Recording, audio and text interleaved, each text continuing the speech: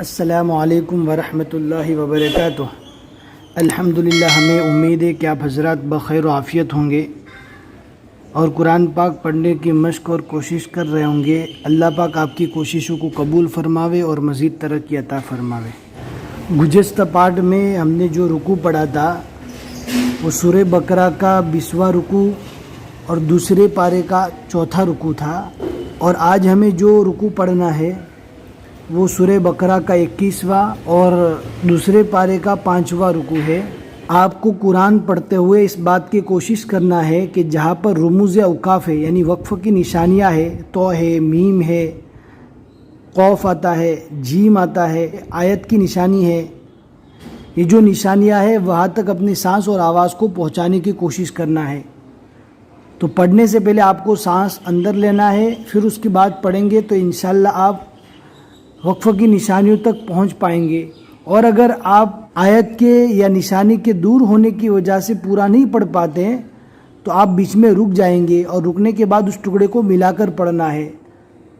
اور ان دونوں صورتوں میں چاہے آپ رموز اوقاف یعنی وقف کی نشانیوں پر رکیں یا رموز اوقاف کے آنے سے پہلے بیچ میں رک جاوے، ان دونوں صورتوں میں آخری حرف پر رکنے کی حالت میں کیا پڑھیں گے وہ ہم نے آپ کو اس سے پہلے بھی بتا دیا ہے، ڈسکرپشن کے اندر لنک دے دیں گے، وہ چیز بھی آپ کو دھیان میں رکھتے ہوئے پڑھنا ہے۔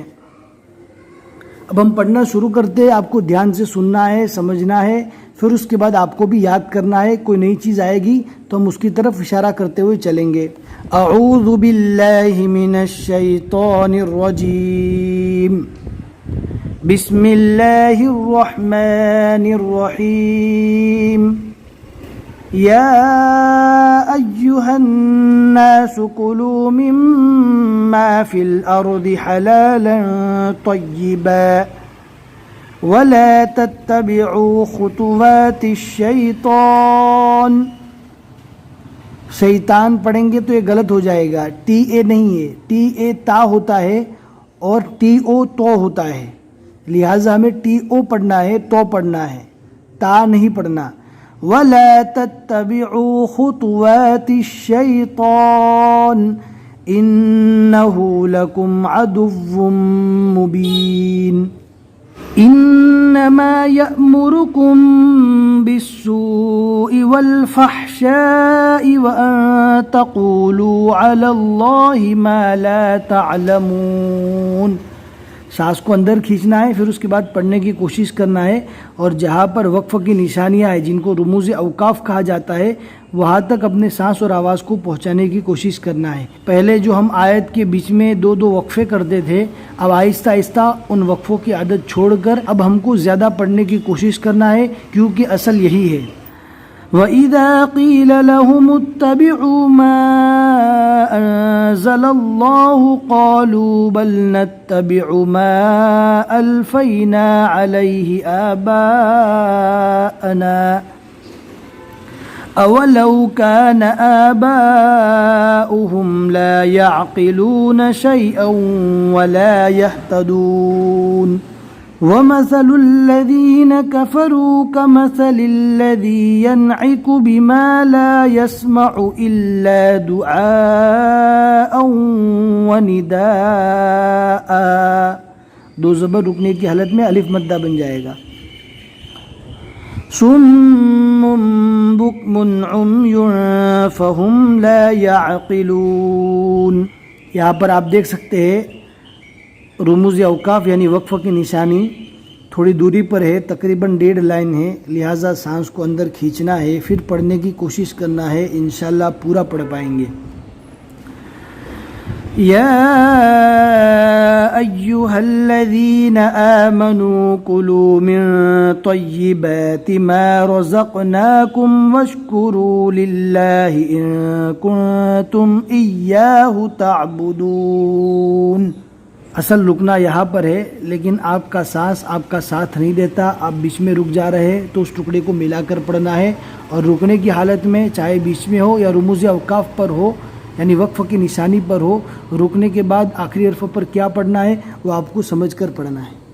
إنما حرم عليكم الميتة والدم ولحم الخنزير وما أهل به لغير الله فمن اضطر غير باغ ولا عاد فلا إثم عليه إن الله غفور رحيم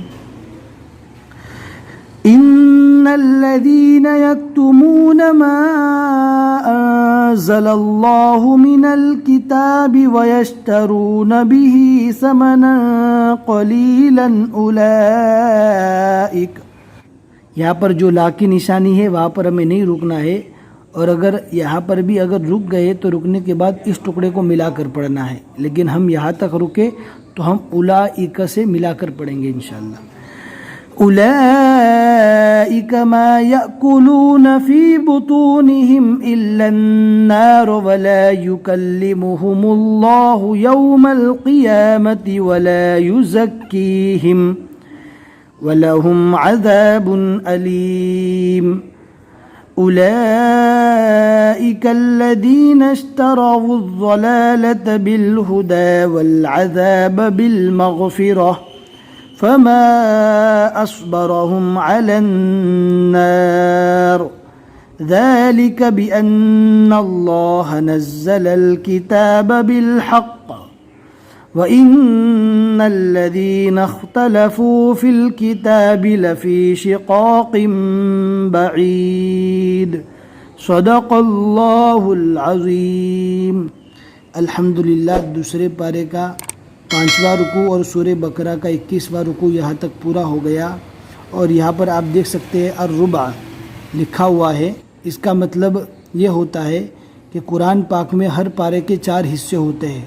الربع یعنی پہلا حصہ، یعنی جس کو پاؤ پارا ہم بولتے ہیں، پھر اس کے بعد آتا ہے النصف یعنی آدھا پارا، اور اس کے بعد آتا ہے الثلاثہ یعنی پونا پارا، یعنی 3 حصے، پہلے پارے کے 3 حصے۔ پھر اس کے بعد ایک پارا مکمل ہوتا ہے چوتھے حصے کے پورا ہونے کے بعد۔ ہمیں امید ہے کہ آپ کو آج کا یہ سبق سمجھ میں آیا ہوگا۔ اگر سمجھ میں آیا ہے تو ضرور لائک کر دیجئے تاکہ ہمیں سمجھ میں آ جائے کہ آپ لوگ سمجھ رہے ہیں، اور اگر کوئی بات سمجھ میں نہیں آئی، چھوٹا سا ڈاؤٹ ہے، آپ ہمیں کمنٹ سیکشن میں پوچھ سکتے ہیں۔ اگر آپ ہمارے چینل پر نئے ہیں تو جا کر پلے لسٹ کو چیک کر لیجئے، اور وہاں پر آپ کو جو معلومات نہیں ملی انشاءاللہ آپ کو آسانی کے ساتھ وہاں پر معلومات مل جائے گی۔ اپنے دوستوں کے ساتھ زیادہ سے زیادہ شیئر کریں تاکہ آپ کے دوست بھی قرآن پاک کو صحیح مخارج کے ساتھ پڑھنے کی کوشش کریں۔ بس آج کے لیے اتنا ہی سبق۔ السلام علیکم ورحمۃ اللہ وبرکاتہ۔